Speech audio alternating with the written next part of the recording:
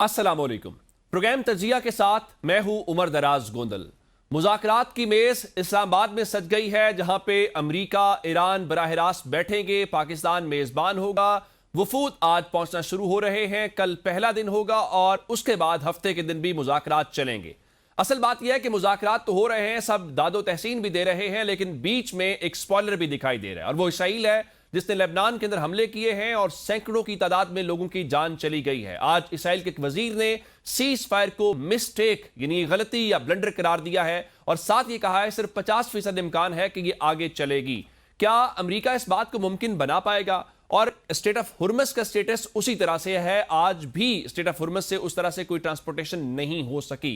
तो इतना जब एतमाद की कमी है, उसके बीच में कितना इम्कान है इस बात का कि कोई ना कोई ब्रेक थ्रू हो जाएगा, कोई डील हो जाएगी, ये इंपॉर्टेंट है। और फिर पाकिस्तान जो इस पूरे अमल को किस तरीके से आलमी सतह पे और इसको अपने लोकल सतह के ऊपर भी ट्रांसलेट करेगा, ये भी एक बड़ा अहम आज का सवाल है। और प्रोग्राम के दूसरे हिस्से में चल के सियासत की बात करेंगे। तहरीक इंसाफ ने आज का जलसा तो मनसूख किया, सबने दाद दी। अब एक और जलसे के हवाले से बात करें। आपने पहले भी जलसे किए, एक और जलसों की सीरीज कर लेंगे। तो क्या अचीव करना है, ये आज के अहम मौजूआत हैं। प्रोग्राम के पहले हिस्से में हमने अपने दो मौजूद मेहमानों को दावत दी है। पाकिस्तान की साबिक सफीर नाइला चौहान साहब ने हमें ज्वाइन कर लिया है। नाइला साहब, आपके वक्त का बहुत शुक्रिया। और बैन अल-अक़वामी उमूर की माहिर अंजा साकिब साहब भी हमारे साथ मौजूद है। अंजा साहब, आपके वक्त का भी बहुत शुक्रिया। मैं नाइला साहब आपसे शुरू करना चाह रहा हूं। जब ये जंग शुरू हुई तो ईरान पहले दिन से कह रहा है कि जंग अमेरिका की नहीं है, अमेरिका इसराइल की जंग लड़ रहा है। अब ऐसे में जब ईरान के और अमेरिका के दरमियान सीज फायर हो गया है और इसराइल ये कहे कि लेबनान उसमें शामिल नहीं है, इस बात का कितना इम्कान है कि इसराइल भी इस सीज फायर को इंप्लीमेंट करेगा और जो अचीव किया जाना है वो अचीव किया जाएगा? कहीं ऐसा तो नहीं है कि इसराइल के इस रवैये की वजह से ये सारे का सारा मामला गड़बड़ हो जाए? बहुत शुक्रिया अपने प्रोग्राम में मुझे मदद करने का। इस वक्त हालात बहुत क्रिटिकल हैं और क्योंकि अभी टॉक शुरू होने वाली हैं तो मैं ज्यादा कयासराई से जो है वो इज्तनाब करूंगी, क्योंकि ऐसी बात कहना जो कि उसको कॉम्प्रोमाइज करे वो मुनासिब नहीं ठीक। होगा। लेकिन जिन बातों जो फैक्ट्स हमारे सामने हैं, अगर उस पे हम सिर्फ फोकस करें तो आप देखिए कि इजराइल जो है सारी तखरीबकारी उसने की है ठीक। और आज नहीं पहले भी करते आए हैं। तो ये जो अमन के एफर्ट्स थे, इनिशिएटिव्स थे, हम्म। पहले कतर ने भी लिया था। तो आपने देखा दोहा पे उन्होंने मिसाइल मार के ये कहने एक बहाना के हम हमास के लीडर्स को जो कि नहीं मारे उन्होंने, हम्म। वो सिर्फ डिरेल करनी थी टॉक्स को। हम्म। फिर उसके बाद ओमान में टॉक्स हुई, उधर भी उन्होंने जो है ईरान पे हल्ला बोल दिया। हम्म। फिर जनीवा में टॉक्स हो रही थी, राउंड सेकंड आ चुका था, तो फिर इसराइल ने इस तरह की हरकत की। लेकिन ये जो पाकिस्तान होस्ट कर रहा है, हमारी स्ट्रैटेजी फर्क है। पहलों ने बड़े सिंसियरली काम किया, बड़ी मेहनत से काम किया, मैं उन सब के काम जो है उनकी काविशों को सराहती हूँ। ठीक। लेकिन हमारी जो लीडरशिप थी उसने ये दानिशमंदी का मतलब इजहार किया कि उन्होंने सबसे पहले चार ममालिक जो कि अहम है इस खित्ते के, उनके वज़राए खारजा को दावत दी और यहाँ पे एक ब्रेन स्टॉर्मिंग सेशन किया, हम्म। जिसमें तुर्की के वजीर खारजा थे, सऊदीया के थे, मिस्र के थे और आपके अपने थे। ठीक। फिर उसके बाद आपके फॉरेन मिनिस्टर गए, जो कि आपके डिप्टी प्राइम मिनिस्टर भी हैं, चीन। जी। और चीन जाके उन्होंने एक 5 नुकाती पाक चाइना प्रपोजल बनाया हम्म। इस टॉक्स से पहले। और वो अगर आप देखें तो उसकी जो शिकें हैं बेसिकली कॉन्फ्लिक्ट मैनेजमेंट है। ठीक। कॉन्फ्लिक्ट रेजोल्यूशन जो है वो वॉरिंग पार्टीज कर सकती हैं, क्योंकि वो लड़ रहे हैं, खत्म उन्होंने ही करना है। ठीक। हम जो मीडिएटर्स हैं, जो सालसी का काम कर रहे हैं, हमने इन चीजों को आसान बनाना है कि वो एक पॉइंट पे एग्री करने के वेरी लिए राइट। राजी हो हमने जाए। हमने एक्चुअली फैसिलिटेट करना है ताकि इसका कोई हल निकले। अच्छा अंदर साहब, मैं आपसे ये जानना चाह रहा हूं कि इस पूरी जंग के दौरान भी हमने ये देखा कि अमेरिका के सदर बात ये कर रहे थे कि हम बातचीत करना चाहते हैं, आए डील करें, साथ हमले भी जारी रख रहे थे। ये जो इसराइल का रवैया है, क्या ये उसी स्ट्रेटजी के ऊपर है कि हिट भी किया जाएगा और साथ मुज़ाकरात भी किए जाएंगे, जो हमने लेबनान में देखा है? ईरान के अंदर तो वो चीज़ नहीं आई, हालांकि गलीबाफ जो उनके स्पीकर हैं, जो इस पूरे वक्त को लीड भी कर रहे हैं, उन्होंने कहा 3 पॉइंट्स तो ऑलरेडी आपने ब्रीच कर दिए हैं जिन 10 के ऊपर हमारा इत्तेफाक हुआ था। जी 100%। देखिए, इस चीज को इस तरह समझें कि अमेरिका का हमेशा से जो स्टांस रहा है ना जी, वो कैरेट एंड स्टिक अप्रोच रही है। ठीक। कि एक जगह मिलिट्री माइट भी डिस्प्ले होती है, दूसरी जगह वो दरवाजे खुले रहते हैं for diplomatic engagement, for talks, backdoor diplomacy. अब इसके साथ साथ देखिए, एक तो ये हमें समझना पड़ेगा कि इस हाई लेवल डेलीगेशन का पाकिस्तान आना, जैसे कि जेडी वैंस थे जो कि इस्लामाबाद आ रहे हैं, ये क्लियर स्ट्रेटेजिक शिफ्ट है मिलिट्री सिग्नलिंग से स्ट्रक्चर्ड डिप्लोमेसी की तरफ। ये कोई रूटीन एंगेजमेंट नहीं है।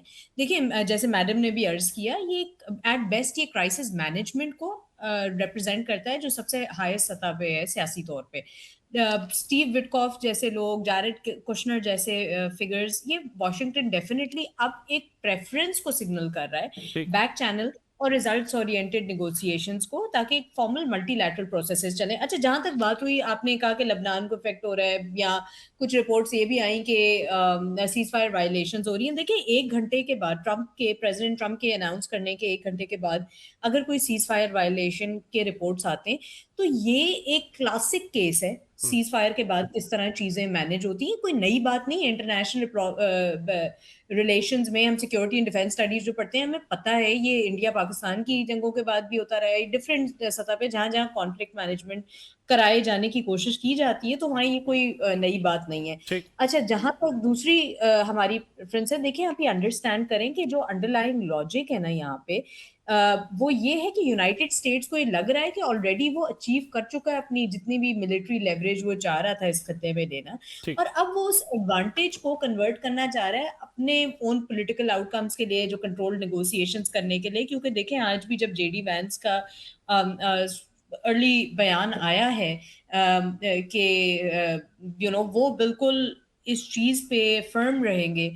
दो देखें एरियाज की मैं बात करूंगी। सबसे पहली बात हम करते हैं कि वो जो प्लेस पे, मतलब इस डॉक्ट्रिन को कहा जाता है निगोशिएटिंग फ्रॉम स्ट्रेंथ। ठीक है, अब दो उनकी एक कोर रेड लाइन है जो अनचेंज्ड है।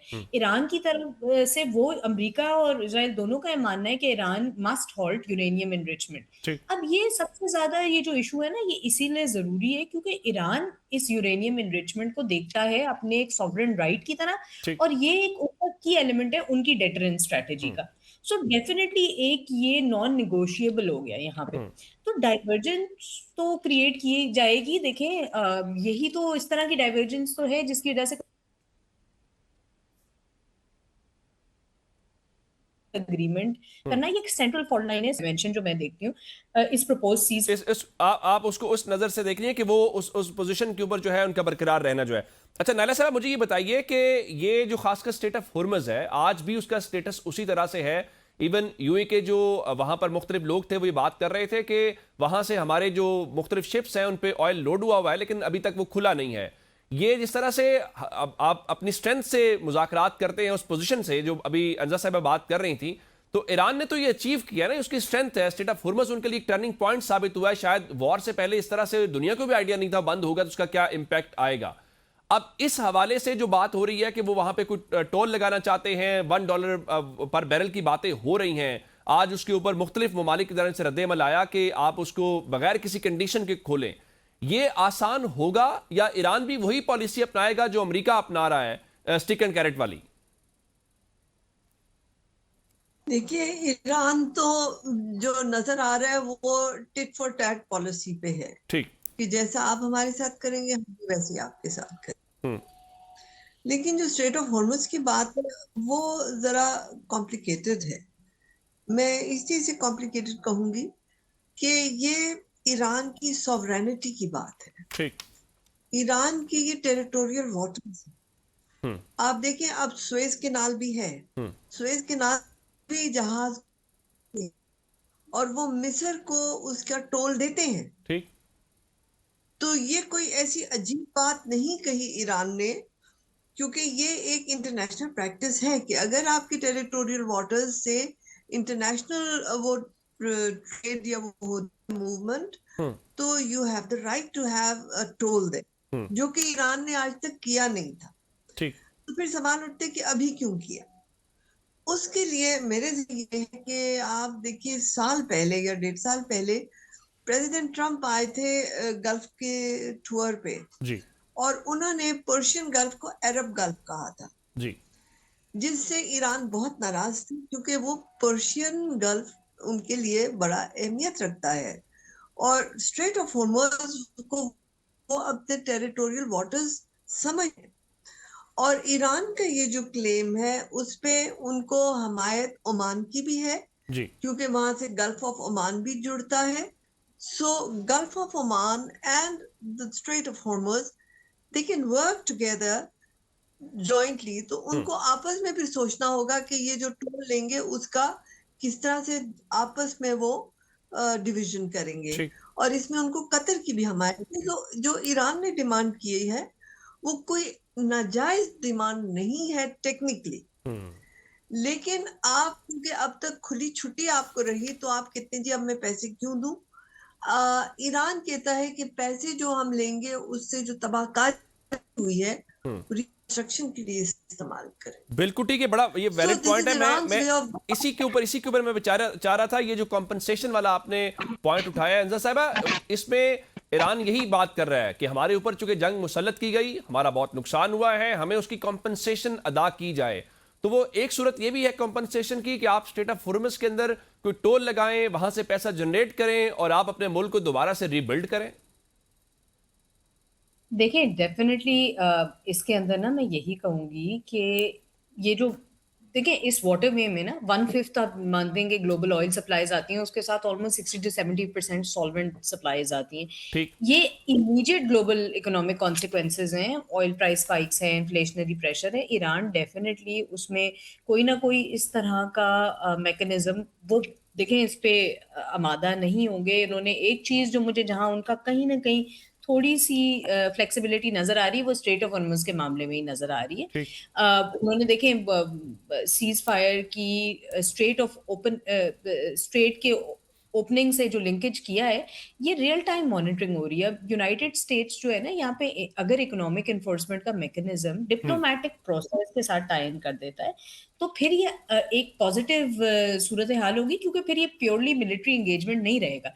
एक ब्रॉडर इकोनॉमिक सिक्योरिटी फ्रेमवर्क हो जाएगा, जहां कंप्लायंस जो है ना, जो हम बार बार एक चैलेंज बनता है कि अगर हम पीस नेगोशिएशंस की बात करते हैं, पीस टॉक्स की, तो उसको लास्टिंग कैसे बनाया जाए। सो अगर उस कंप्लायंस को हम टाई कर देते हैं डायरेक्टली ग्लोबल मार्केट की स्टेबिलिटी के साथ, तो उसमें डेफिनेटली हम ये चीज देख सकते हैं, क्योंकि जो सैंक्शंस की रिलीफ हो गई, लिमिटेड न्यूक्लियर कंसेशंस हो गई। देखिए ईरान ने एक चीज क्लियर कही थी अपनी एंड से कि may be they are even willing to negotiate on के जो स्टॉक पाइल्स है ना उनके जीरो एनरिचमेंट पे वो आमादा नहीं होंगे, लेकिन रिकॉग्नाइज अगर आप कर लेते हैं उनके कि अगर स्टॉक पाइल्स के ऊपर हम देख लें, फिर जो की चोक पॉइंट्स हैं जिस तरह हम अभी स्ट्रेट ऑफ हॉर्मुज़ का जिक्र कर रहे हैं जी। उसके अंदर भी देखें तेहरान के पर्सपेक्टिव से ना, ये जो मुझे लगता है अभी नेगोशिएशंस आर लेस अबाउट के कमिंग टू अ कंक्लूजन, लेकिन मोर अबाउट के हम किस तरह से अपने लिए टाइम बाय कर सकते हैं, वेरी राइट। इकोनॉमिक को in the short term release कर सकें, किस तरह ईज ऑफ कर सकें,